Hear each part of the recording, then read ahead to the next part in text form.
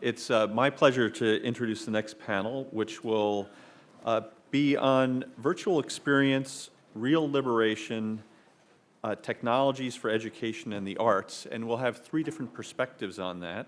The person who will lead the panel is Professor Fox Harrell, who will talk on extended reality technologies for social empowerment and learning. Fox is a professor of digital media and artificial intelligence in the Comparative Media Studies program and also our CSAIL laboratory. He's director of the MIT Center for Advanced Virtuality, and his research explores the relationship between imagination and computation through developing new forms of virtual reality, computational narrative, video gaming for social impact, and related digital media forms based in computer science, cognitive science, and digital media arts. In addition to his academic career, he's worked as an interactive television producer and a game designer. And he's written a book titled Phantasmal Media, An Approach to Imagination, Computation, and Expression, and that was published by MIT Press. I saw Fox sitting here a moment ago. And good. All right, good. Welcome, Fox. Thank you. Here you go. Okay, so first of all, thanks for the very gracious introduction. I'm really pleased to be here. And as was mentioned, our panel is on virtual experience and real liberation. So we're really interested in the ways that virtual experiences can have a major impact on our physical world lives, both for education and empowerment and creativity as well. So first, I'd like just to introduce our panelists. I was asked to both present some on my own work as well as to moderate the panel. So let me begin by introducing my fellow panelists. So to begin with, we have Tabitha Peck, who is a professor of mathematics and computer science at Davidson College.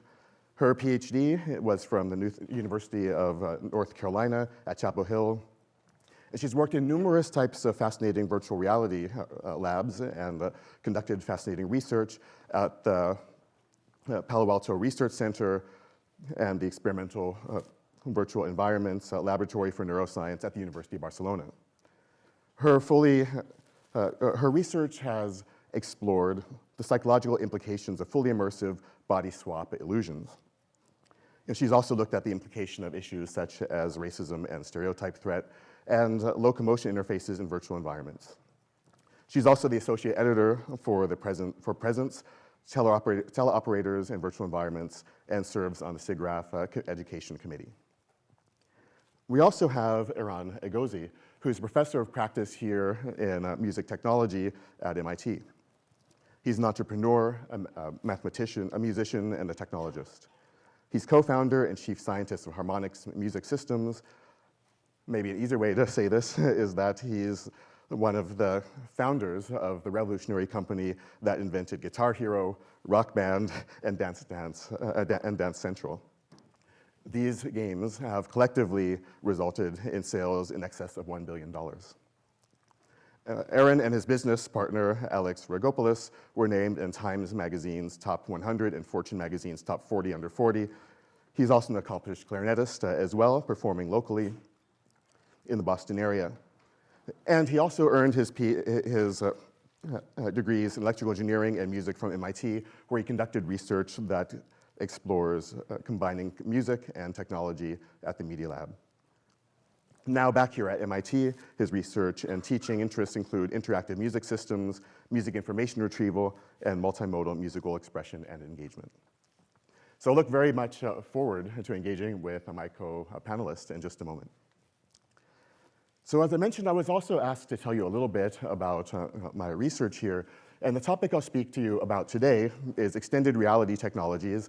That includes virtual reality, augmented reality, mixed reality, cinematic reality, all of these new convergences of types of reality, so to speak, mediated through the computer, but particularly for social empowerment and learning.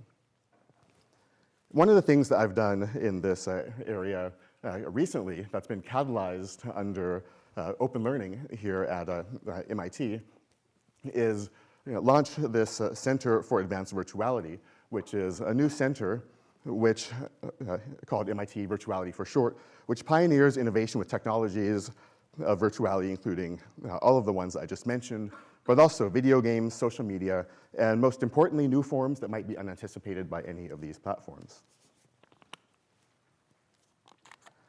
So why is it a center of virtuality and not a center, for example, of virtual reality or of any particular kind of technology? Well, the reason why is because virtuality refers to experiences ranging from taking on identities in 3D virtual worlds to social encounters online. Another way to think about these is real experiences, but not primarily physical. And one way to think about this is this idea that imagine think about experiences online, let's say on YouTube, for example, and someone is bullied or harassed, even to the point of self-harm, tragically. You don't want to say, well, that was just a virtual experience, somehow separate from our physical world. And then also the great power of the kind of platforms like we just saw earlier. If somebody learns something in an online platform, you don't want to say, well, that's not real learning somehow, that's just a virtual learning. Right? So these are real experiences that happen to be mediated through technologies of virtuality. Another way to think about this, just to give you another lens, is that we explore aspects of ourselves, our environments, and our societies that are imaginatively layered on top of the physical world using computational technologies. So in that sense, virtuality is not just VR. It certainly includes all of the types of virtual selves that we use to express ourselves in digital environments. But not only these on the top, but also these kind of selves on the bottom, also those selves that are data bodies, in some sense, that are collected through monitoring, say in social media or e-commerce accounts and so on. And we just believe that we should take a thoughtful approach to technologies because they're so pervasive now, and these are the technologies that allow us to communicate, express, play, and work virtually. So there are 4 functions of the new center: studio, lab, salon, and hub. The studio aspect is focused on making, that's innovations in expression, pushing the kind of conventions of this medium because it's not as established a medium. So I just got back from Sundance Film Festival that has New Frontiers, say later than midnight last night, and there's astounding new work in terms of mixed reality, virtual reality, but being used for expression. But there's no set genres for these kind of works. They're organized just in some sense by the medium, rather than a film, which is organized by the particular kind of genre and form of expression. At the same time, we're interested in researching these systems. That's looking at assessing the impacts, the cognitive impacts, the learning impacts, as well as the social impacts of these systems. Sharing, so capacity building events, kind of intellectual powering up at MIT. And then enabling, that is, forging ways for students to be engaged as well as collaborators from outside of the institute. So today I'll talk to you just briefly about 3 past and current efforts that are related to this topic. So the first one I'll just mention a bit about. So this is one of the CSAIL students in my research group, Danielle Olson. She also completed her undergraduate degrees here. She was course 6, computer science, but also pursued concentrations in women and gender studies as well as cognitive science, brain and cognitive science. So a kind of fascinating intersection of areas. And one of the things she is working on, and I should also just say, I think that she might not be here just at this time because she's just turning in her master's thesis. So that means she's well on her way to accomplishing her PhD. And so one of the topics that she's been interested in and we've been pursuing is this idea that there are a number of kind of fascinating systems that look at the impacts of the virtual body that you have when you enter a virtual environment. I think you might hear about some later on, and certainly it's been explored in Tabitha's work, which is crucial kind of work. We're interested also, though, in the systematicity of the experiences that you have when you're from different groups. And so what we mean is we're actually modeling what is called racial and ethnic socialization. That is, that is, when people encounter others, say authority figures such as teachers or law enforcement, the way that you're socialized to think about race and ethnicity changes the way that you behave in those settings. That is, if you were socialized to think in a completely kind of what's called a colorblind way, that is almost oblivious to the kind of complexities and nuances that might exist, such as discrimination and so on, or if you're at the complete opposite end of the spectrum, near total distrust of other groups, or somewhere in the middle, that is prepared for bias and so on, you'll behave in very different ways. That's in terms of your gesture, your body language, your discourse, and so on. And so we actually model this in this system and run a simulation based on first prior surveys of how you've been racially and socially, ethnically socialized, but also your in-game experience and how you perform. And that's actually being used for two different reasons. One is to assess these social science constructs. We're collaborating with researchers at the University of Michigan, but then also being used and deployed in activities and workshops within the community along with parents so that students are prepared to negotiate these kind of interpersonal and social issues during their educational experiences. At the same time, so speaking of Sundance Film Festival and New Frontiers, we're also exploring expressive uses of this. So that is a collaboration with a group called Hyphen Labs. Their work has been, NSAF is shorthand for neurospeculative Afrofeminism. Right, and so they have a piece that's been shown at major festivals, Tribeca, Sundance, that posits you go into a virtual salon, so to speak, but rather than just changing your physical appearance, hairstyle, and so on, you change something about your cognition and then begin exploring different aspects of kind of interpersonal engagement that has to do with the kind of feminist themes of the work. And so one of the things that Danielle is doing, in addition to the social science and computing research, is exploring how this can also impact this kind of artistic experience at the level that could be shown at a Sundance Film Festival. I'll talk to you about another project that I'll go into a little bit more depth on. And this was a National Science Foundation supported project called Toward Using Virtual Identities in Computer Science for Broadening Participation.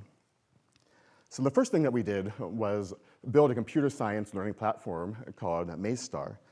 And so MazeStar is a system where by playing the game, students learn basic computer science concepts such as block structuring, control structures, and so on. And they have to write small programs in order to get through levels of the game. There's also a kind of broad framework around it so that students can construct their own levels as well. They can build their own games, they can import their own assets as well, invent new rules, invent built-in programs for this. And also, it's a platform for sharing and commenting on and doing QA on each other's work. One of the things that we did also was use this as a test bed for understanding the impacts of virtual identities on learning, especially performance and engagement. That is because we know in the physical world, so I mentioned in the intro when I mentioned Tabitha's background, that the issue of stereotype threat, basically people performing up or down to the stereotypes of their group, triggered even by something as simple as a demographic checkbox before taking a test. So we know that the physical world self impacts our learning. But what about a virtual self? If you're in online courseware, if you have an account, or if you have an avatar. There was no real baseline understanding of these impacts. So one of the things we began doing was a series of user studies, now an aggregate of over 10,000 participants, to understand these impacts. That is, if you use an anthropomorphic avatar that's somehow human-like versus one that's very abstract, like just a shape, does that impact your performance or engagement? Should you use one that looks like you in some way, or if you do, that represents you and your background versus one that is maybe anthropomorphic but not a likeness avatar, does that impact you? Does that trigger stereotype threat? And so on. And if it does, then how can we address this? So we found a number of fascinating results. That is, all things being equal, actually, if you use an abstract avatar compared to one that looks like you, then people performed better and were more engaged. And you can say, why is this? Because you could imagine the opposite. That is, if you have an avatar that represents you and your social background, would you perform better? And so what we found was that in some sense, the highs were higher and the lows were lower. That is, you were more invested in a sense when you had the kind of personalized likeness avatar, but that wasn't the whole story. Right. And so when you begin to break that down into different demographic groups, then we began to find, these are just a few of our kind of results. For example, we did face photo studies also to see if the effort to construct these avatars was what was the variable here. Basically looking for confounding factors. But when using face photo versus shape, then you had, for example, people were saying that the game was harder. African-American participants, for example, had lower game affect, suggesting a kind of stereotype threat like impact. At the same time, when we use role model avatars, which are one way, that can be domain specific or just any role model you could find on YouTube and so on, then people actually had higher kind of positive emotional affective engagement with this, higher performance, and people who were low performing, so that's not just a demographic group, but who were not completing as much of this computer science learning task, actually had higher performance. And so on. I'll just mention one more, and if you're interested, I could certainly refer you to the studies, but one of the best performing conditions was called successful likeness. That is, when you are doing well, you have an avatar that looks like you, represents your social group, and otherwise you have a pop-up dialog box or something very abstract, and under this condition, people performed better and were more emotionally invested and engaged, which isn't surprising, but it's something that we were able to empirically show. So besides these online studies, we also ran workshops with public schools in Cambridge and Boston, the Boys and Girls Club of Dorchester, and so I'll mention just a sample of these activities now. So we talked about issues such as identity, social issues that relate to computing. It's actually aligned with a national curriculum called Exploring Computer Science. So we made sure that all of our tasks were vetted and by one of the creators of that national curriculum, and our assessments are aligned. Human-computer interaction, problem solving, web design, programming. We brought the students to MIT, conducted a tour, and so on. We also learned from ways to mediate these kind of sessions from places like Wellesley's Women's Center. That is, how do you create the kind of environment for successful learning for this kind of diverse participants? And so this is just to give you a sense of the kind of framing that we had in which everyone should participate, nobody should dominate, everyone should share their unique perspective, encouraging a kind of positive, affective engagement, treating everything that you hear as an opportunity for learning and growth. And then also, importantly, because we're getting into a lot of the kind of local social issues, they should speak their truths without blame or engagement. Just some of the kind of topics that were discussed in breakout groups include how we express ourselves online, say looking at the difference between the profile that you create versus the one that's algorithmically created for you, such as an advertising profile. Stereotypes, and these can be stereotypes in all types of groups. So this is just a HBO show called Silicon Valley, right? But we'd take something like this and also contrast other kinds of stereotypes. For example, a model that's also an expert coder. That was one that some of the students suggested at the same time. That happens to come from an underrepresented ethnic group. Issues of surveillance, how people and companies manage privacy and related issues, and you'd be surprised at how many students weren't aware that even those whom they see as social activists, like Martin Luther King Jr., were in fact surveilled as well. So we raised a lot of kind of nuanced issues, social connections with others online, how companies make money off of data, and a lot of topics that the students were quite invested in, at the same time as topics such as paper prototyping within human-computer interaction. And also, student-generated themes were elicited as a part of this, so that what they programmed and what they learned was then connected to their own generative themes within their communities. And so just to give examples of this, so you can guess the time frame when this was, just one of these workshops was conducted. So policy, students, these high school students were concerned with issues like the travel ban and health insurance and so on. Police brutality, police violence, these were coming up over and over, and gangs with some of the students. Community development, upward mobility, and underdevelopment within the communities. Cybersecurity. Financial issues such as savings for college and poverty, and paying their rent. Issues within school such as bullying or ways that they felt confined to their school environment. Global issues, animal cruelty, and discrimination based on dress codes, and so on. And popular media, ranging from TV, from popular TV shows, but also emotional issues such as isolation and individuality.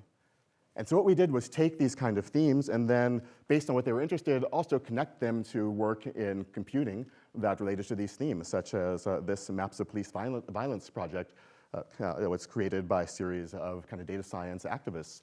And so we could show them that their themes were actually connected to coding. And at the same time, they also would always loop back to key computer science concepts, such as search and sort strategies, as you think about how would you begin to explore these kind of maps. And so I won't go that much into in depth. We have papers on the kind of outcomes, but I'll just give you a few of my favorite quotes here, such as this one. I had planned to stay home and play Xbox, but this was way better.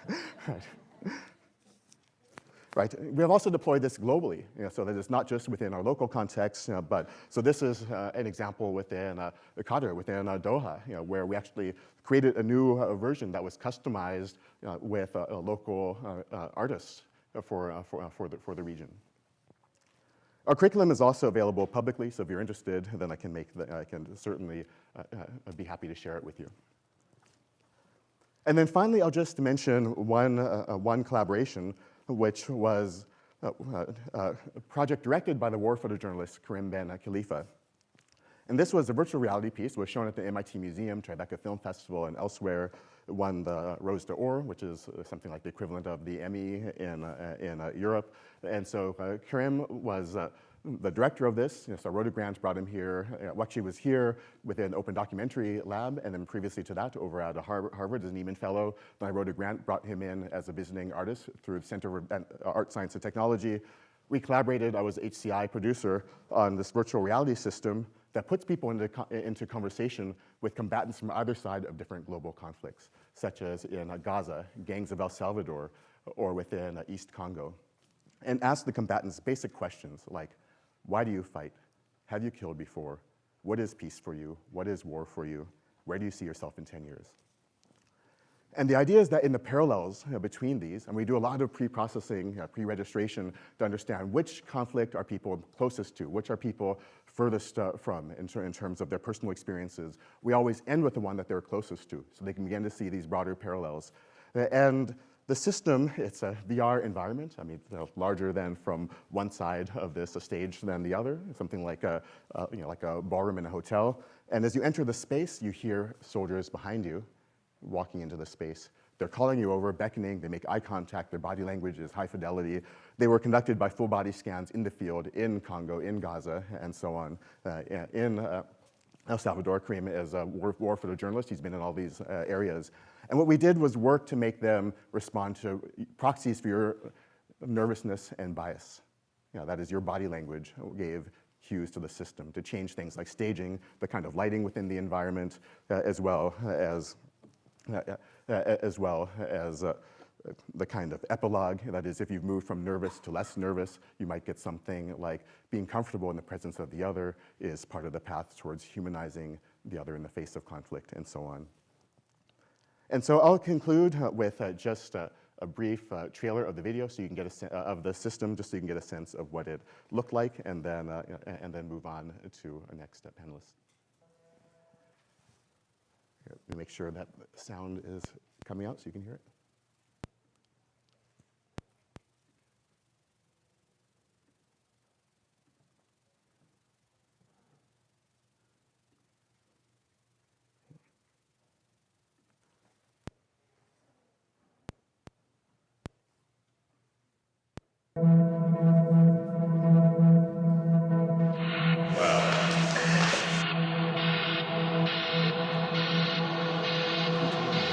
Get too close to really phenomenal.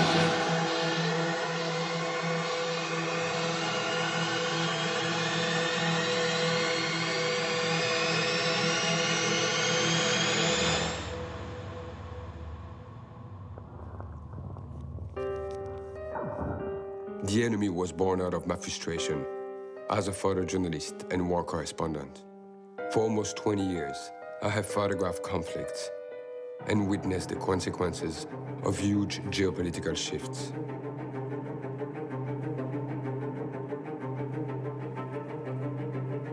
When I became a father, I simply knew I could not keep working on the front lines.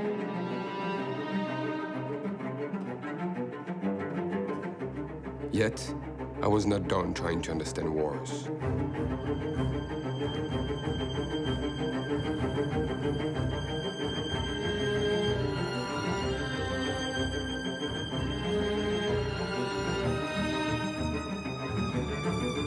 Mina ba uwaka juu nabo banani uwaka.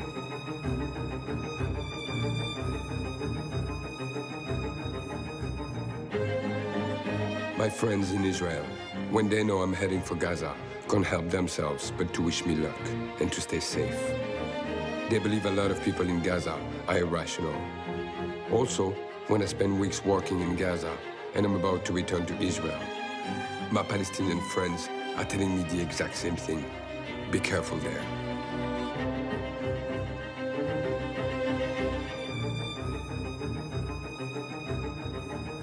The project is rooted in my experience as a war photographer, going from one side of the front line to the other, and finding that the fighters' dreams, hopes, and nightmares are often more similar than they are different. So there is a bigger story than the war itself, and this is the one I want to explore and share. For the enemy, I am using the latest technologies in virtual and augmented realities, so you can engage directly with the combatants and meet them, hear them, and feel them the way I did. In many parts of our worlds, you create an enemy as a kid without having met your enemy, because the society around you has created an enemy in the other. So the question is, could I be you if I was on the other side?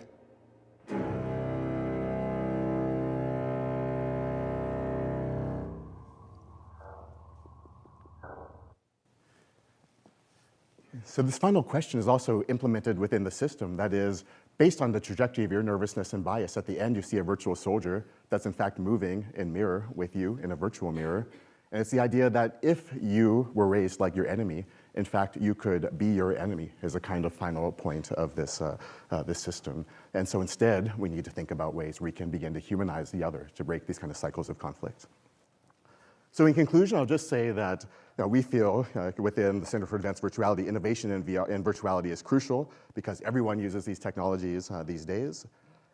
These platforms create increasingly interconnected worlds, and we believe that we all should take the lead in thoughtfully innovating technologies that enable us to learn, communicate, express, play, and work virtually. Thank you very much.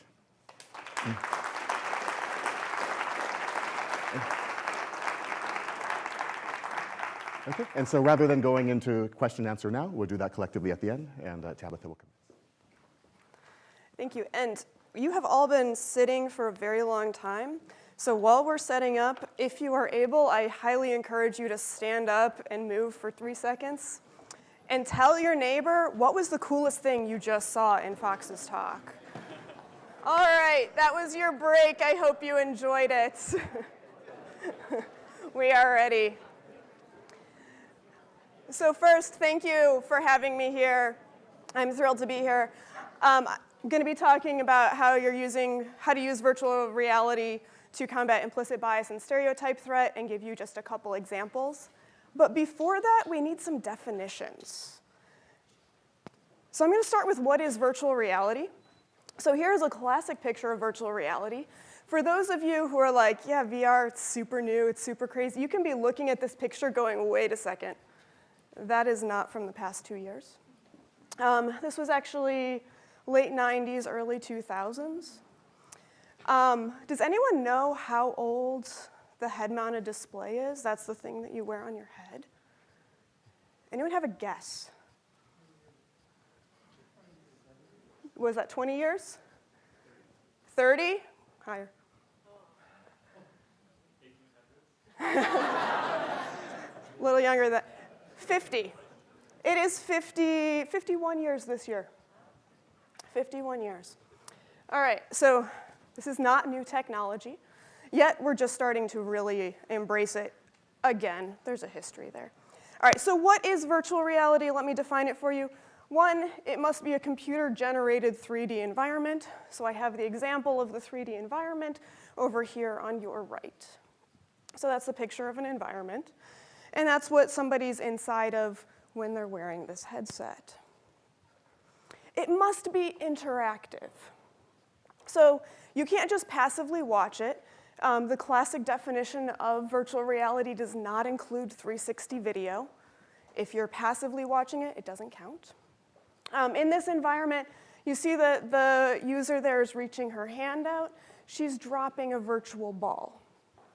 She's dropping a virtual ball onto one of those targets in the room below. So that's the interaction. It must be immersive. You have to be completely surrounded by this environment.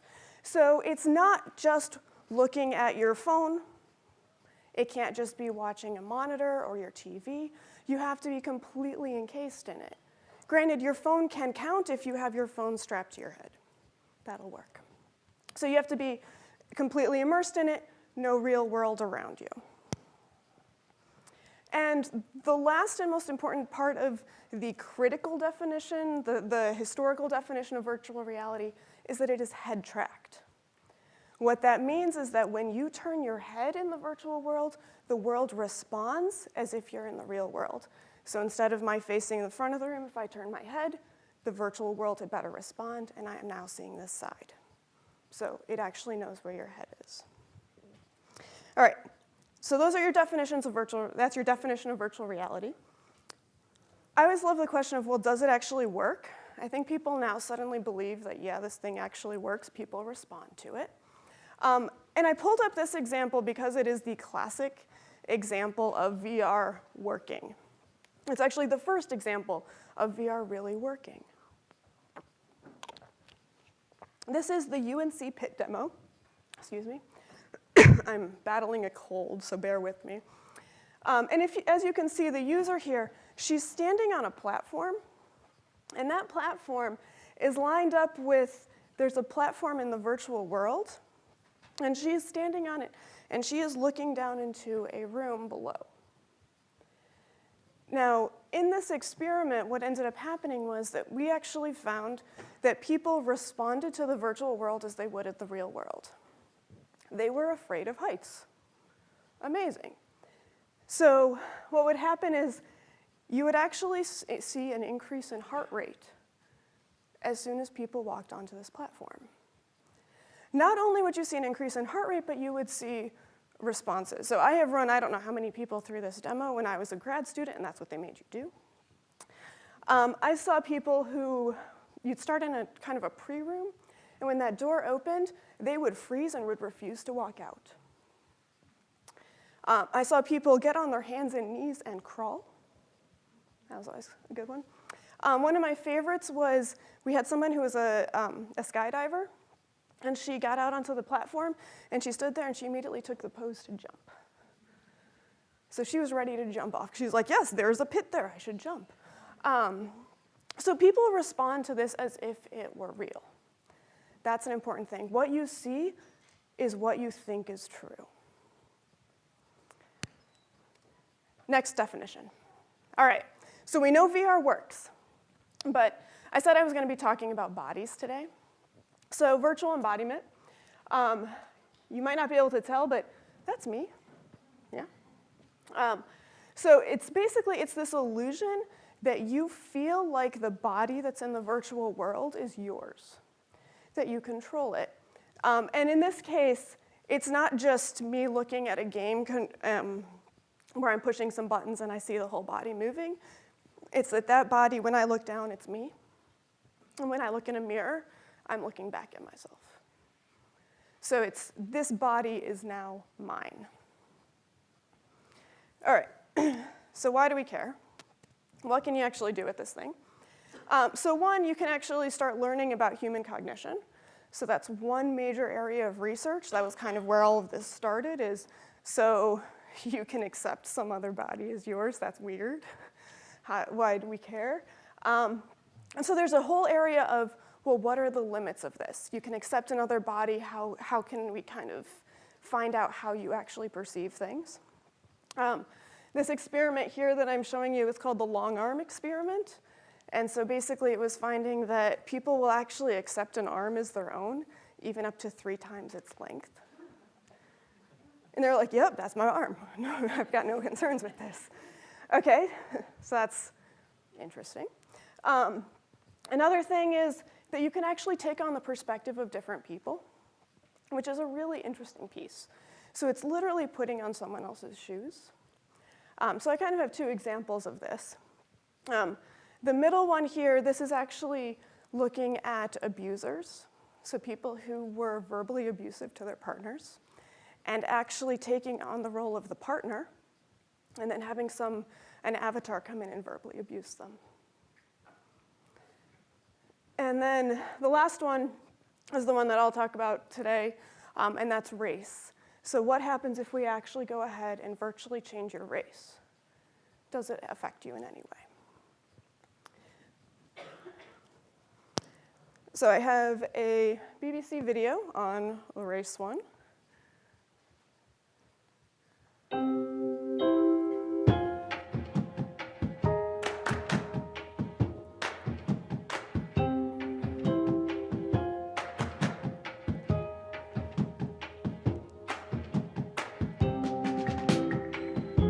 We were interested to see whether embodiment in an avatar of a different race would change people's implicit racial bias. So by implicit racial bias, I mean that it's the bias that we don't know we have, that we just get from everyday life. Okay. So do you agree to take part? Yes. So the idea of this test is that categories might be white, positive, black, negative. Then a series of words or faces come, and again they have to categorize those words or faces.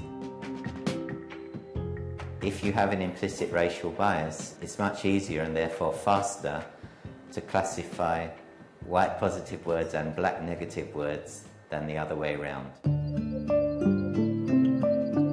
Then they put on a suit. So in the lab there's cameras around the walls, and these cameras are used to track particular markers that are stuck on the bodysuit. Once everything's ready, when they put on the head-mounted display, they'll be in an empty room with a mirror. And when they look in the mirror, they'll see a virtual body whose movements mirror their own movements. First, I felt strange, but later on, I feel comfortable with my new body. When I look at myself in the mirror with another color of my skin, I didn't realize, in fact, that it was not my real color. So after this period is finished, then the implicit association test starts again. This time they'll see it in the head-mounted display. What we're interested to see is if to give someone an experience of actually being a member of that minority group for a short time would change this implicit racial bias. When we embodied light-skinned people in a dark virtual body, their implicit racial bias decreased. The type of body you have seems to actually influence how you behave, what your thoughts are, and so on. So this is the really powerful thing that we're beginning to discover. This result can also be applied in the real world because it may be used to actually help people who have these kind of implicit biases to recognize they have them, but also to reduce them. But also it can be used for various kinds of rehabilitation to give people experiences, empathic experiences that they can never have. So the great thing about this work is that follow-on work has actually shown that the reduced implicit bias can last at least 2 weeks post-experiment. So this is really exciting current work that's out there that I'm really interested in knowing how can we actually use this in terms of education, in terms of training. You can very clearly see a connection to police brutality, anything in that area. So that was one example. And then I'm going to give you, one more example. And Fox actually touched on this already, is that there's this thing called stereotype threat. We mostly have an idea of what it is, but I gave you a quick definition in case you needed that. So it's the phenomenon in which members of negatively stereotyped groups underperform in stereotype salient situations due to the threat of confirming the stereotype. So I've given you a few examples up here, but specifically you can think of a female in a math class, you remind her that she is female, and her performance will go down. And the same thing has been seen for minorities, other minorities in academics, white men in sports, et cetera. So I was wondering, well, is there a way that we can actually use virtual reality to help combat this stereotype threat? So we ran an experiment. Our hypothesis was that looking at fully immersive body swap illusions, so putting somebody into another body, looking specifically at female participants, if they embody male avatars, because we know people take on the traits of the avatar that they're wearing. If they are put into a stereotype threatening situation, would they demonstrate stereotype lift? So could we basically limit their stereotype threat in this situation?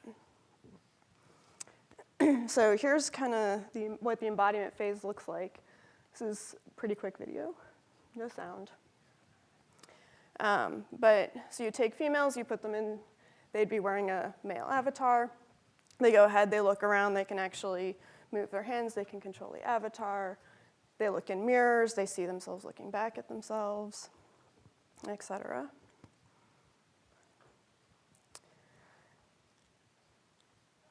And at the end of the experiment, we also had to ask the question of, well, are you aware, or do you think that there is a stereotype threat against women?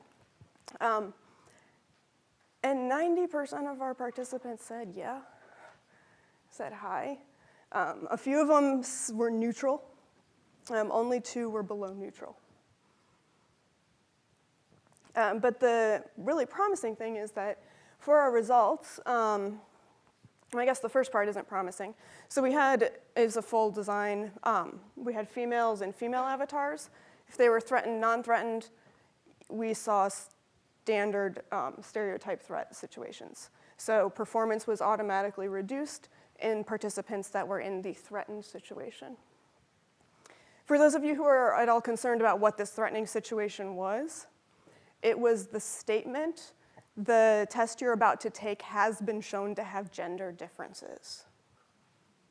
Notice, not which gender performs better or worse, not anything about females versus males, just there is a gender difference. That was the threat, versus the test you're about to take has not been shown to have gender differences. So we saw standard stereotype response. Females immediately performed worse. But the exciting thing that we saw was that if you are a female wearing a male avatar and you were in the threatening situation, you didn't have any inhibition. Your performance stayed the same. We found no statistical differences. We saw no drop in performance. So that's really promising. So we're continuing working on this. I'm actually looking at how men are performing in the same situation, as well as repeating this with females to make sure we're seeing the same results. And so our questions that we're really looking at is, does this stereotype lift persist after they're out of the virtual environment, just like we know that is happening in the implicit racism? And then can this technology actually be used in the classroom? So I'm specifically interested in, can we use this in STEM environments to help minorities? Quick acknowledgement to some of the people who've worked on this. Mi Dewan is an undergraduate. Kim Bourne's a lab tech. Dr. Jessica Good is a psychology professor. Sophia Seinfeld is a PhD student. And Mel Slater is the head of the event lab in Barcelona. Thank you.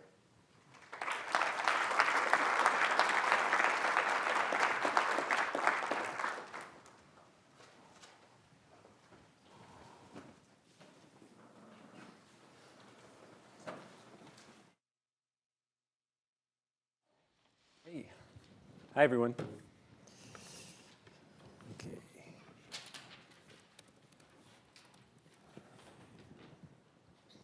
We already tested your audio. Yeah, I think that's good.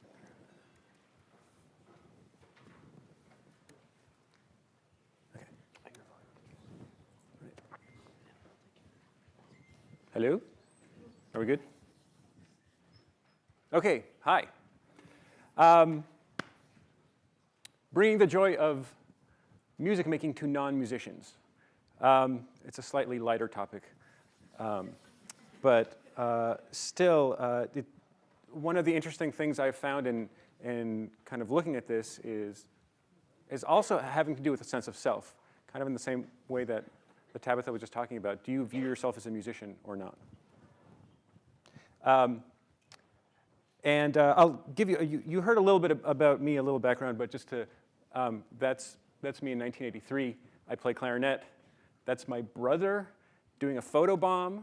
I think this might be the first photobomb ever. I came to MIT, which was wonderful. I continued to play clarinet and study computers. For graduate school, I was at the Media Lab, where I actually got to combine computers and music at the same time in Todd Mackover's lab, really all about how do you get computers to create music and help us create music in interesting ways, which led to me starting this company, Harmonix, with my buddy Alex. We were in grad school together and office mates and had a great time and wanted to just keep doing fun music computer things. And the only way we could think of to do that is to start a company.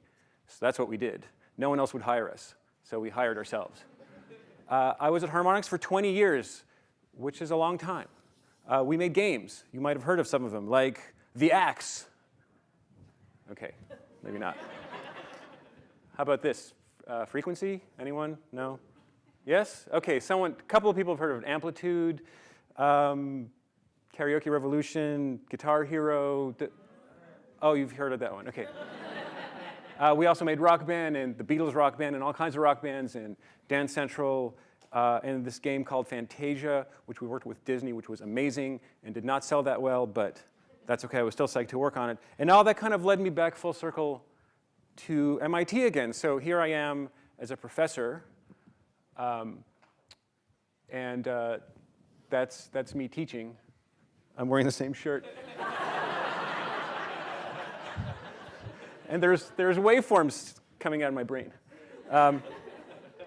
Anyway, so and during this whole cycle, I've always been interested in computers and music, and particularly how technology can help the music making process. And so when we started Harmonix, we had a mission statement, and that I'm proud to say lasted throughout the entire time of the company. And this is not an entrepreneurship talk. I sometimes give those, but I'm really proud of the fact that this is what we were trying to do, and this is what we were, I think, able to do to let everyone in the world experience the joy of making music. Because making music is hard, but it's also really gratifying. And those two, unfortunately, are sometimes at odds with each other. Who here has studied an instrument ever? Who has taken, okay, now who still plays that instrument? Okay, so this is what happens, right? And why does that happen? It might be a little bit about the pedagogy of learning how to play an instrument. I'm not sure that's what it is. I think it's actually the instruments themselves. They're hard to play. Like, instruments are not designed for the novice, right? In fact, you could argue they're designed for the expert. And the problem with that is that when we take lessons, it's kind of hard. It doesn't sound good in the beginning, And so a lot of people kind of give up. And what we want is not this, right? What we want is that, right? So the musicians who are playing their instrument at a very high level, they're having a really good time. They really are. So, and I know because I play and I see some musicians out there who I know play. And when you're on stage and when you're performing your instrument, it is amazing. It's an amazing feeling. And it doesn't have to be just that. Music making can be amazing not just by performing. It could be just playing for yourself and really appreciating the music that you're making. Music making can be composition, that you're actually writing music for yourself to play or for others to play. You might be improvising. There are social contexts around music which are fabulous, like playing in groups or improvising together. It's a language that we use. It's a language that's older than the hills. Every single culture in the world has music, so it's an innate part of us. Yet you know, you look around the room and everyone tried at some point to play an instrument, but very few people still do so now. So, so what's going on?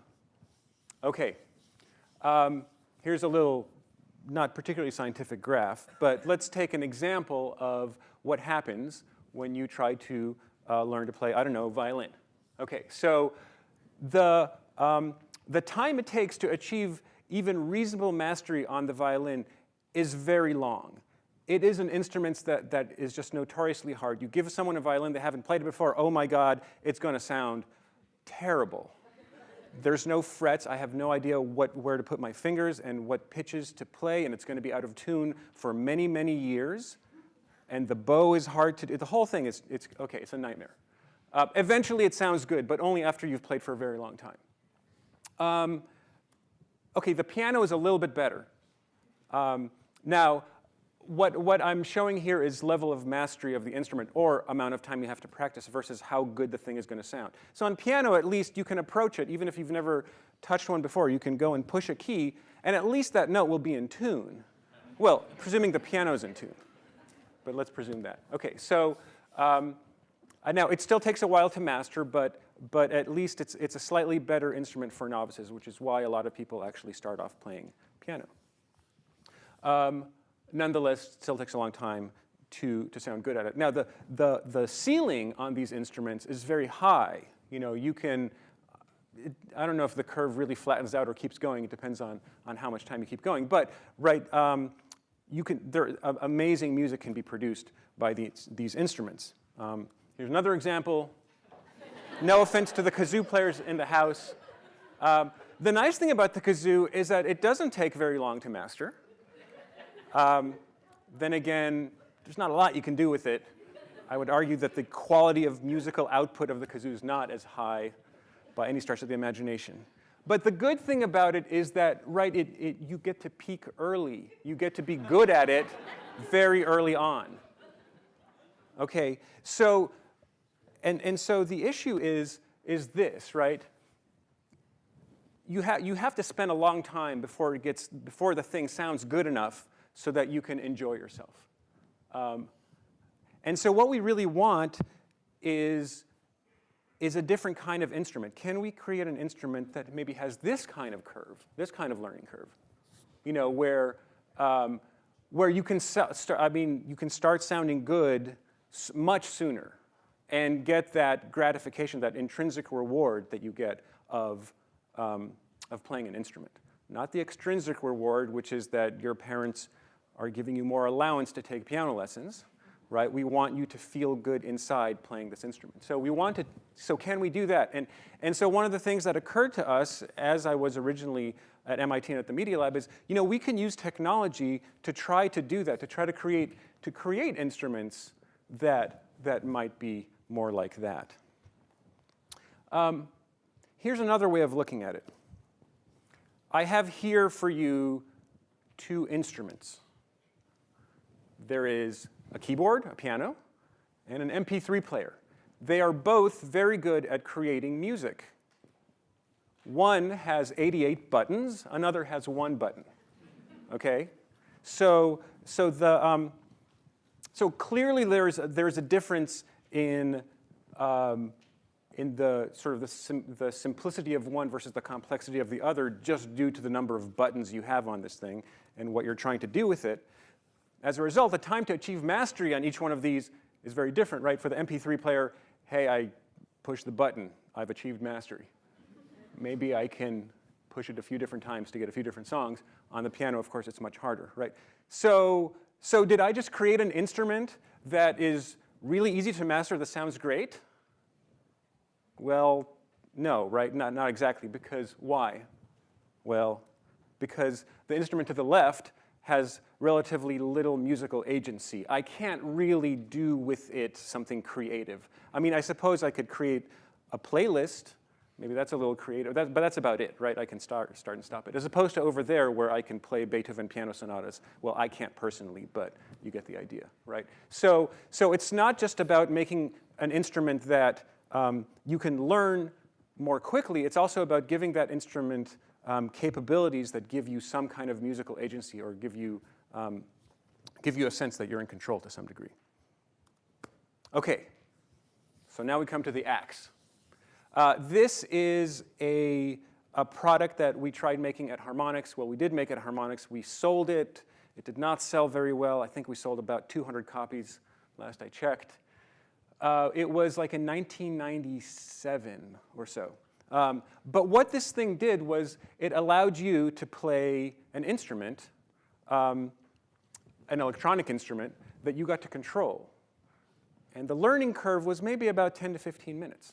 And the way we did that was that the control scheme was somewhere in between these two areas. So while we have one button over here and 88 buttons over there, the interesting space is what's in the middle, right? Like, can I create something that is, oh, I don't know, that has 5 buttons or 10 buttons? And can I do with it something that's more interesting but doesn't take quite as long to learn? And so exactly that's what the axe did. So the axe was actually based on a joystick. So we had a joystick connected to an expert system that knew how to create music in real time.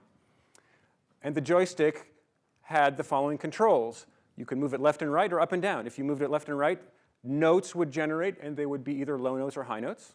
And if you moved the joystick up and down, you'd get slow notes or fast notes. So slow notes being half notes, quarter notes, fast notes being eighth notes, 16th notes, 32nd notes, that kind of thing.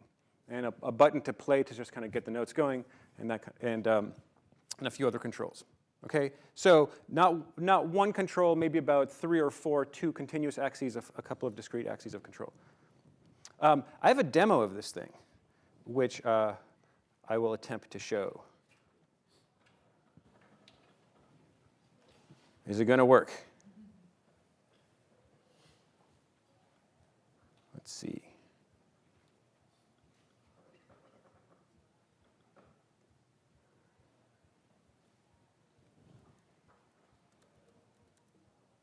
Oh, okay.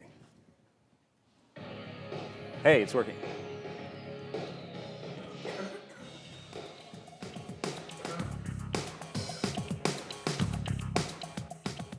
Okay, that's our splash screen. Oh my God, look at this thing. Okay, so here's what you do. You pick a song, I don't know, blues. You pick an instrument. There are all these different instruments you can pick. I'll choose saxophone. You choose something that's called an IMV, an interactive music video. This is just because we had to have something on the screen. This is mostly an audio experience. Okay, so I'm going to press the play button, and then the song will start, at which point I will be able to play the saxophone, okay, virtually. Oh, what's funny about the axe, I thought you noticed this. We called it the axe. The first name that we picked for it was Virtual Virtuoso, anticipating that I'd be talking about it at a virtuality conference 20 years later. So it's kind of interesting, right? We were actually thinking about virtuality at that point in time. We were thinking, can we give you something that gives you the feeling of being an instrumentalist without you fully being there? Okay, I'm going to start this thing. Okay, so background music's playing, right? Now, I draw your attention to that bottom left corner where there's that little circle moving around. That's me moving the trackpad. It might be a joystick, but it's a trackpad right now. And then I'm going to press a button to start playing notes. Okay? Now, down here, the notes are slow, quarter notes. Low notes. High notes.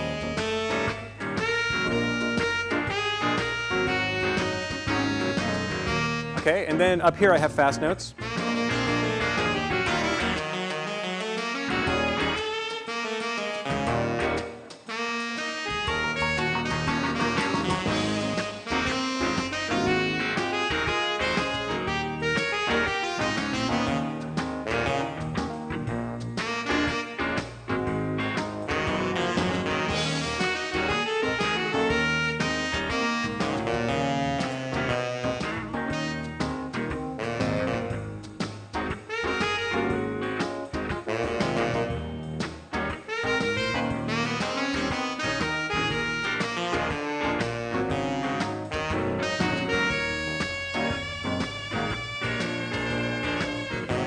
Okay, so you get the idea, right?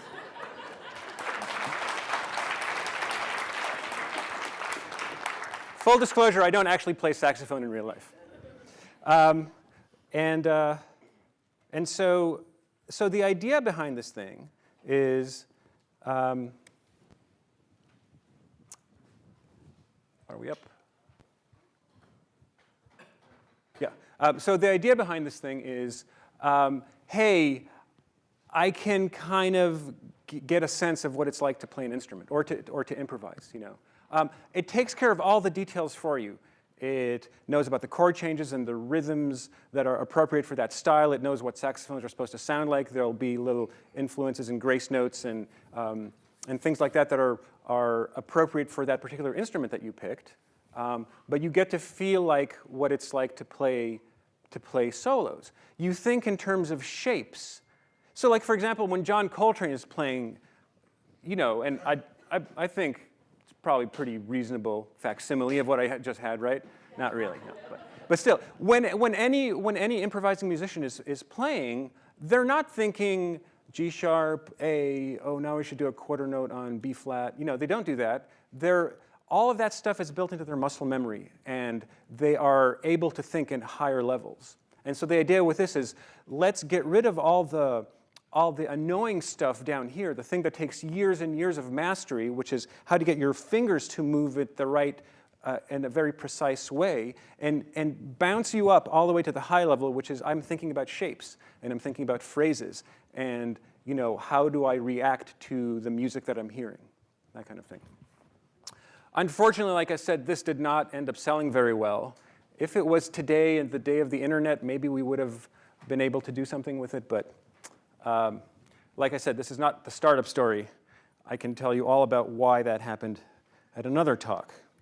That was the demo. Okay, another example of sort of virtuality in music is this game that we finally hit upon, Guitar Hero, after, by the way, this came out in 2005. You might recall harmonics got started in 1995. That was 10 years of experimenting with various things and a lot of things not working before we finally hit upon this idea. Here's what we do in Guitar Hero.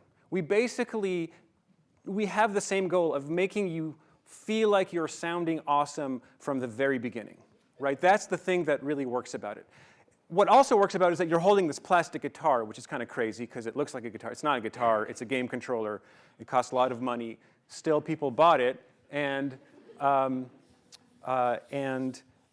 they're pretending like they're a musician, right? That's what's happening. But it really works. The illusion is really there in terms of virtuality, again, getting yourself to disbelieve who you are right now and putting yourself into this new kind of world. And the reason that works is because you are not making the music, but you think you're making the music. Who's making the music? Well, some amazing musician who recorded the original guitar part, right? And so what we did is we take the audio from that original guitar part and we say, okay, well, this represents a whole bunch of notes, and if those notes are strung together exactly in the precise way as they are in the song, it's going to sound amazing. We want you to do something kind of like that so your muscles feel like they are creating that song even though they're not. And so what we do is we take every single event, every single note event that we find in the audio signal, and we say, aha, that is a location, that's a rhythmic event, that's where we want you to do some action, to perform some action on the guitar. Put your finger down here, strum over here, ta-da, that note comes out, okay? It's a one-to-one mapping. The thing, though, is that this can also be really hard. This can be very difficult because sometimes, especially in some of these crazy guitar solos, as some of you might have played, has anyone played Guitar Hero? Okay, cool. You know, these kind of nutty guitar solos are kind of hard, right? So we do a step further. Not only do we have this kind of mapping, but we introduce this one, which is the easy mapping. So when you start off the song, you're encouraged to play the easy level first. Why? Because we have taken out a bunch of notes. We have left in the notes that are important. You know, maybe the notes that are at the beginning of a phrase, or the ones that are particularly accented or have to do with the rhythm of the song. But what happens is when you play those notes, now much sparser and much easier, it still sounds good. It still sounds like the original guitar part. In other words, you play just one note, but then we fill in the rest until you get to the next note. Okay? So the nice thing about this system is that it gives you the payoff. You're still sounding great from the very beginning, but the mechanical actions that you have to perform are much easier. And then you can ratchet it up to medium, or to normal, and to medium, and then to hard or expert.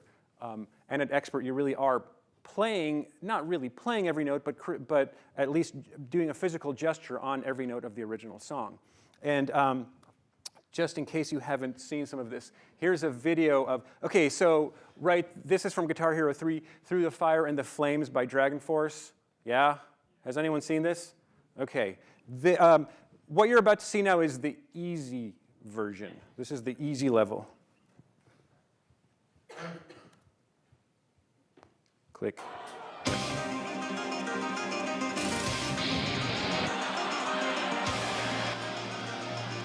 Okay, so the guitar part is insane here, and you're only playing every beat. It's about to get even worse.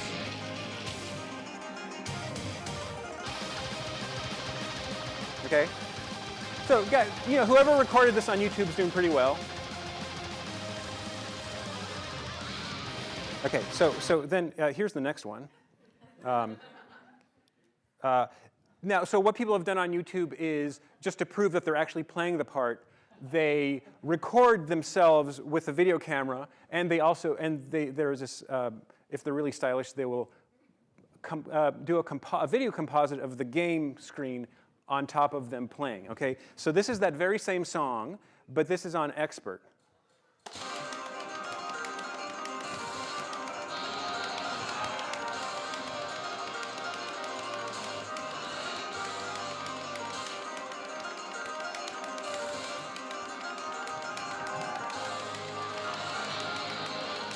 Okay, here we go.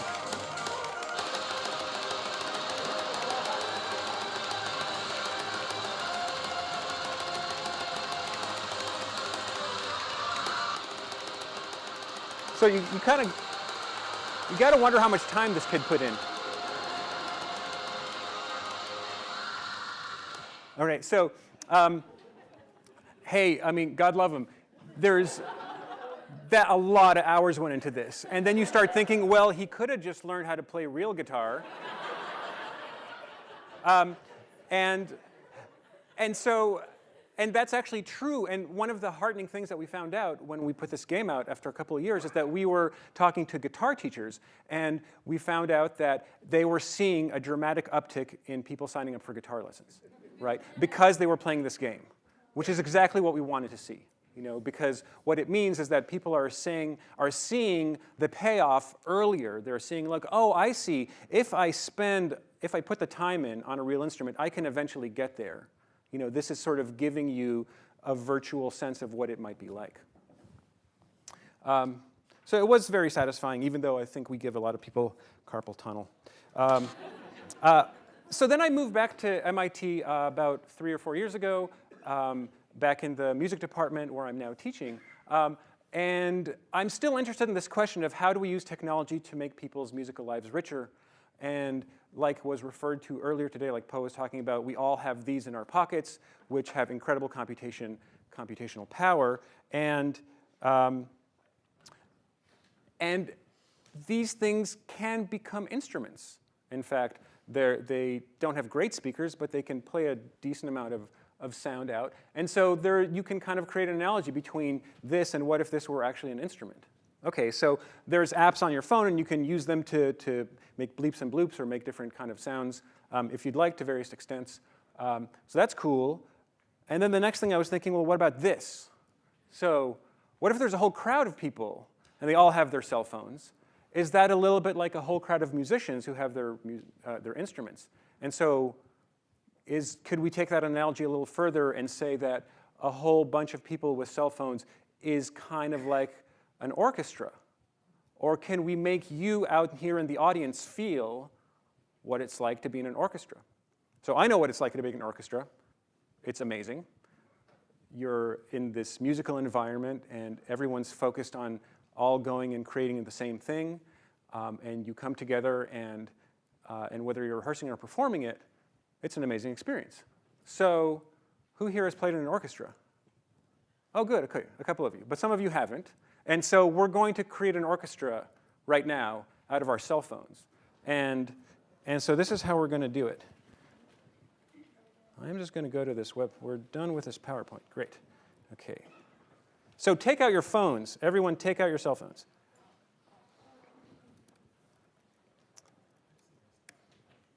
Whoops, not that. That. OK. Get on Wi-Fi. MIT is fine. MIT Secure is also fine. OK? OK. Now, does everyone have their phone out? Get your volume all the way up. Turn off your ringer. We want your phone making sound. I know normally you don't want to do that, but this time we do. OK? So we're going to divide you all into an orchestra of 4 different parts. Those parts are going to be strings, which are going to be kind of about over here, and then percussion somewhere over here, brass over here, and woodwinds over here. OK, so I'm going to let you do that now. So your phone should be now set up to have a little test sound if you push the button. There we go. We're tuning up the orchestra. OK, if you hit next, then you'll be able to pick an instrument. So it doesn't have to be precise, but if like most of the people here could pick the strings, great. Come on, we need more of you guys picking the instrument. So, and then, yeah, if you're over here, pick the green one, which is percussion. Over here, pick the yellow one, which is brass. And over here, we need our wind players. So I think there's at least 100 people here. So this should all come up. Oh, yeah, there's a lot more strings, aren't there? OK, that's not bad. OK, is everyone in? Is everyone in who wants to join? No? Is it not working? You have to turn on JavaScript on your phone. That might be an issue. Anyway, help your neighbor if you are having a hard time. Or, OK. I think that's pretty good. All right, so we're going to start this piece. This piece is about 3 minutes long, and it goes like this. Let me see. Oh, actually, before we do that, I'm going to do a little test. So you have the little test button that you have in front of you. This is your instrument.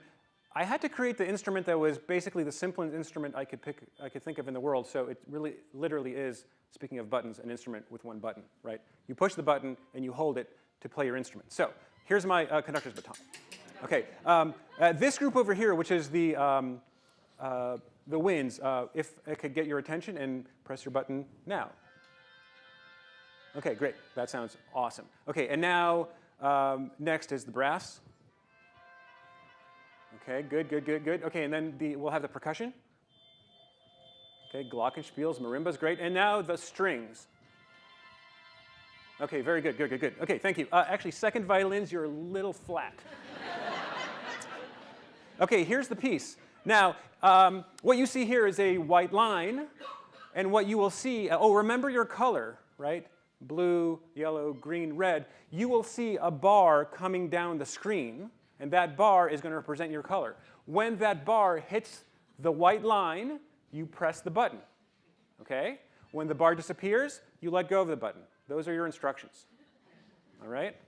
So, is everyone ready? Oh, this piece is called Engineered Engineers by Evan Ziporyn. For those of us who are engineers and like to drink, you might find a tune in there that sounds familiar. OK, here we go. So remember, when your color hits the white bar, that's when you push. Let's give it a go. No, wait, wait, wait, wait. OK, go.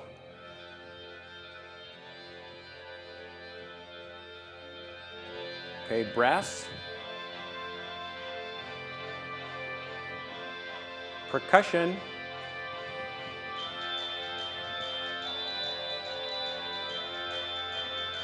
And strings.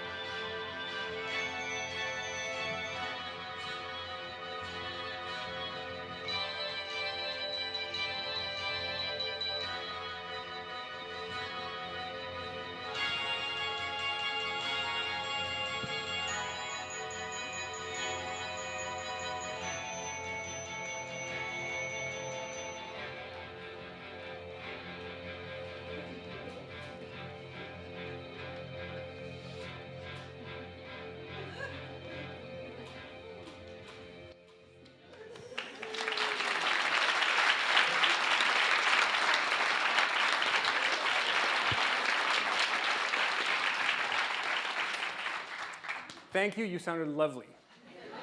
And I think we can get our panel going.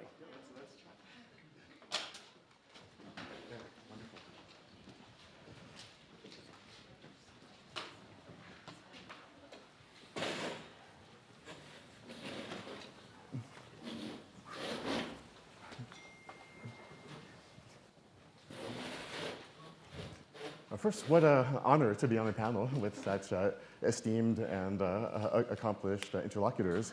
And so I mentioned Q&A. So what I've done is I've already conducted a poll of the questions of people in the audience in my imagination. And I'm going to ask questions for you to our interlocutors.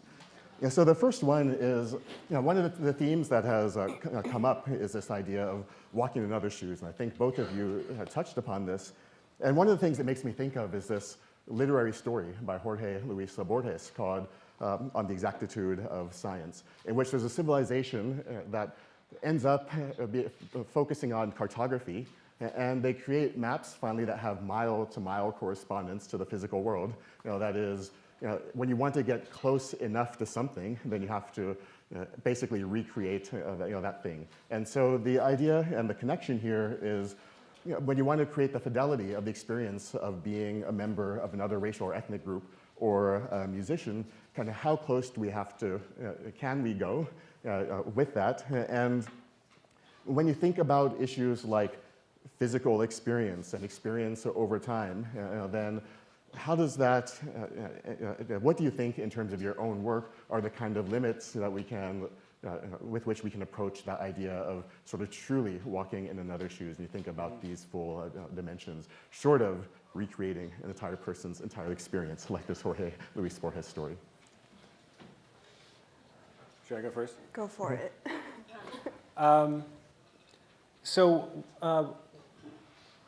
It was when I came here that, and I started teaching and I had some students. One student in particular told me something that I thought was very interesting, and that is, she said, when I played Rock Band, it changed my life because it made me think of myself as someone else. It made me realize that I could be a musician. And I'd heard little things like that before, but I didn't hear it stated quite so succinctly, which I thought was really, it was kind of moving, because the thing that we were trying to do, here it was, we could actually see it working. And so your question is like, how far do we have to go in terms of the virtuality of it to have someone have that experience? And I think the answer is maybe not actually that far, because certainly we have amazing tools now with virtual reality and the things that you're doing now, which would be difficult to achieve, without this technology. Oh, by the way, now is a good time to silence your phones.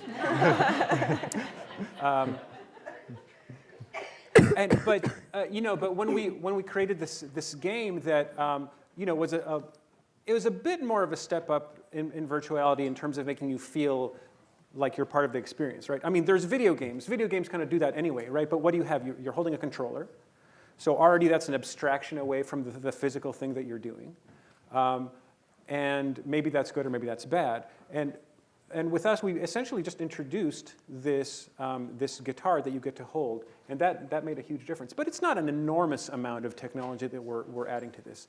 Yet still, it was enough between the music and the physical motions that you're creating and the music that you're hearing to make you be able to jump over, in your mind, to jump over that barrier of who am I?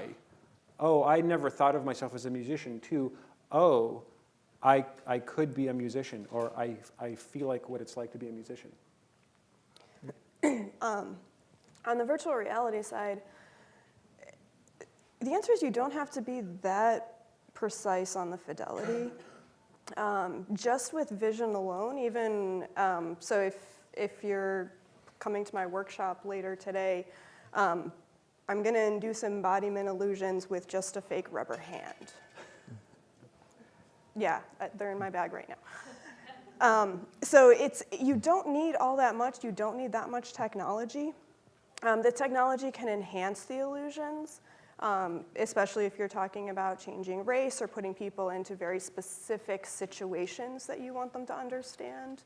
But the illusion themselves and the acceptance of a body that's not yours can actually happen quite quickly with very little technology. Right, so it sounds like both of you are saying, in a sense, though, that you're distilling out some particular aspects of that experience. So rather than claiming, at least I would hope and assume that you sort of have access to the kind of full kind of range of experiences and dimensions of this. For example, distilling race into something like appearance and skin tone, and distilling musicianship into the kind of joy of performing as a musician, and that can be a proxy for thinking about these kind of broader issues. So I'll ask also each of you an individual question too. And so first for Tabitha, so in the work on stereotype threat, you describe one mitigating effect, and that is giving the female participants apparently male avatar. And so we could extrapolate from this and imagine then should everybody imagine themselves as a member of whatever group is seen as kind of dominant or non-threatened. And if you extrapolate enough, then that would be a kind of very assimilationist kind of approach. And I imagine that's not where you want to stop. So can you begin to describe how we might extrapolate from this beyond this kind of like assimilationist approach, and then really capture the kind of power of what you're suggesting, which is mitigating stereotype threat? Right, yeah, such a great question. And something that I'm still trying to fully kind of grasp. So the theory behind what we were thinking of is, well, we know that people they can take characteristics of avatars. We don't fully understand exactly how this works. But what we have kind of gathered is, depending on the situation, people will take the positive characteristics of an avatar if given the right situation, or they'll take a negative characteristic if you put them into a different type of threatening situation. So if we can kind of work on what are the positive strengths, if we can get you to see that for 5 minutes, because that's really all we're doing, is putting you in this environment for 5 minutes, have you experience it then outside and let you know what happened, can we change your mindset in that situation? So it's not a purely virtual situation. This is not a easy fix on, here you go into VR, you're suddenly everyone's better and everyone's happy. But can we work together with the current situation? Can we address these things like racism and stereotype threat from within the real world and within the virtual world? Right, and it seems like fascinating potential outcomes, and actually seems like it connects well to the work, you might know Robindra Rattan in Michigan, where, so if you think about putting this work into dialogue, where he's doing things like showing that there are stereotypes around video game expertise and gender, and then showing, well, if you control for time spent playing those video games, in fact, there are no gender differences in terms of video game expertise. All right, and so basically, if you attack those stereotypes at the same time as give people kind of empowering embodied experiences, then it seems like those begin to converge. Yeah. Right. And so, Eran, maybe this is 2 questions, so you can give a half-time answer, answer for each.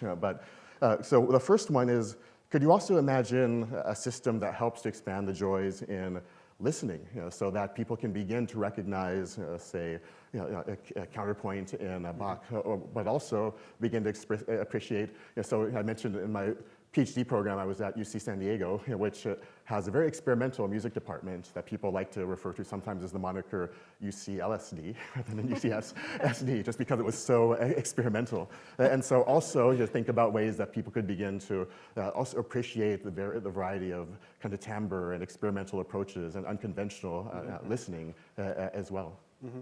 Yeah, so that's great, because there's lots of ways that we can experience music, and certainly being an active participant and actually producing the music is one way. But another thing we can talk about is how can you become a better listener, like Fox is saying. And so we have actually a really interesting example of this from playing Rock Band. So if you've played Rock Band, and you know that what we do is we take a rock song and we divide up into 4 parts. So you'll have bass guitar, and lead guitar, and drums, and the vocal part.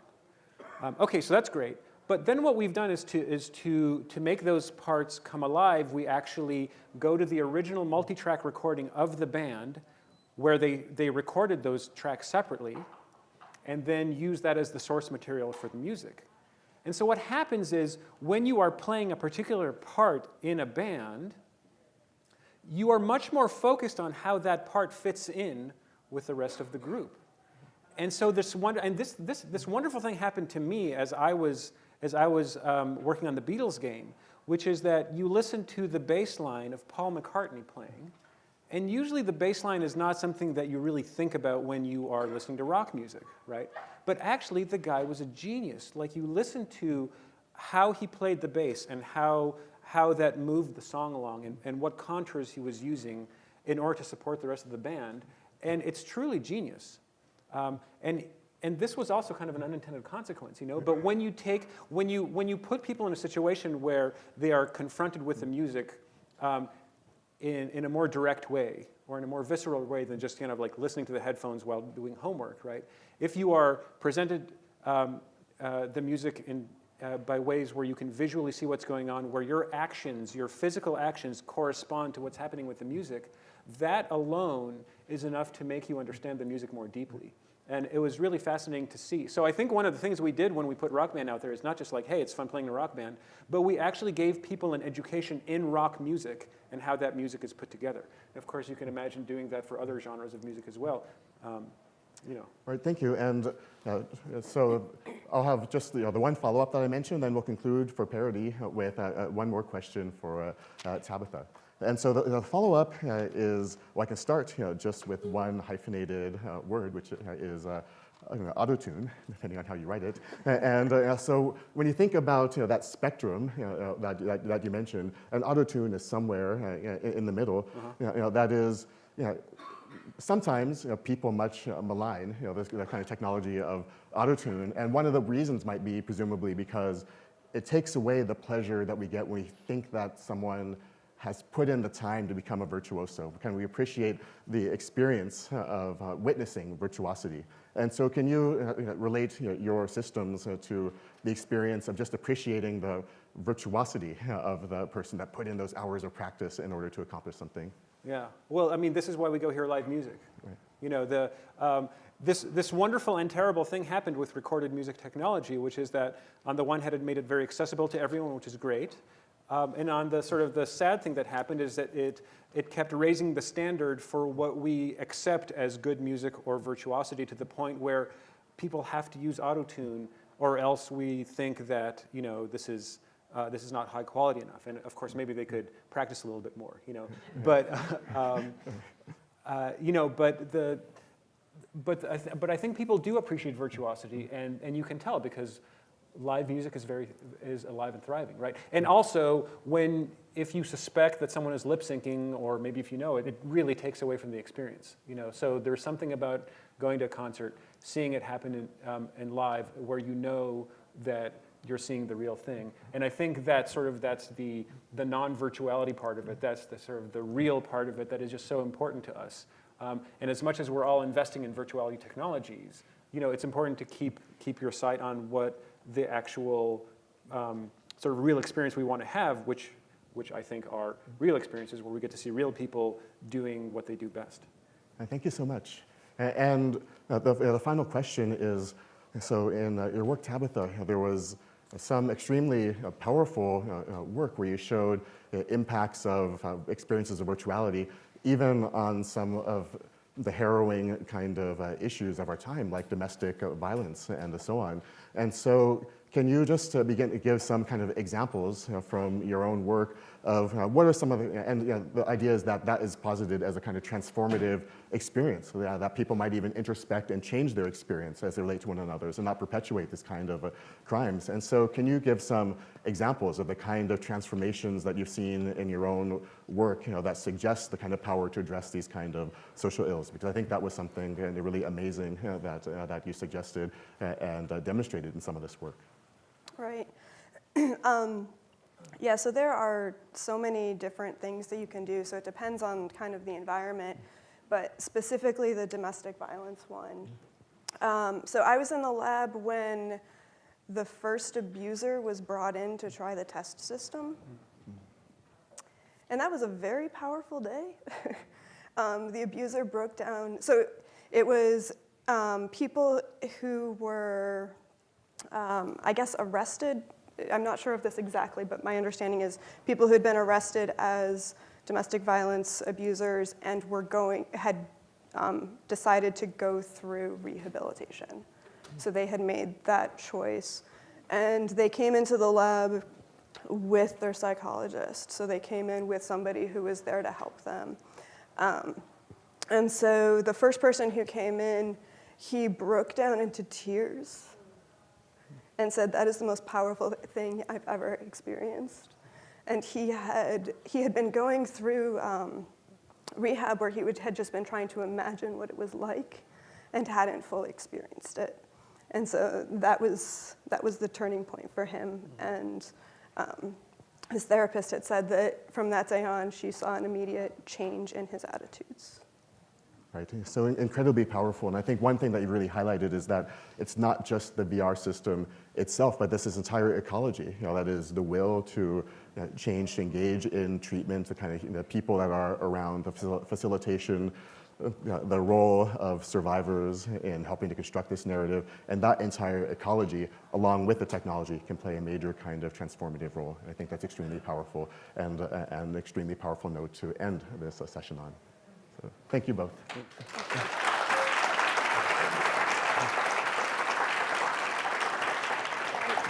Wonderful. I'm Cheryl Barnes from the residential education team at Open Learning. I want to thank you all for coming, and one more round of applause for all of our presenters.